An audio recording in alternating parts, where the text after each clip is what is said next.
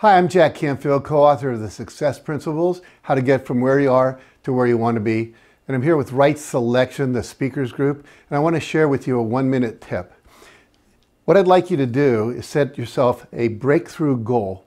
A breakthrough goal is a goal that will quantum leap you, not just a little bit, but a major quantum leap in the next 12 months. So you're going to set a goal with a deadline 12 months from now. And then what I want you to do, I want you to practice something we call the rule of 5.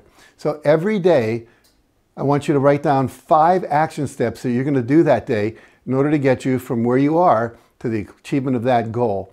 And then I want you to have an accountability partner that you check in with once a week, someone that's also committed to success, that you will basically share with them what you're committed to doing, those 5 action steps. So you can do it every day, it's even better, but once a week's enough.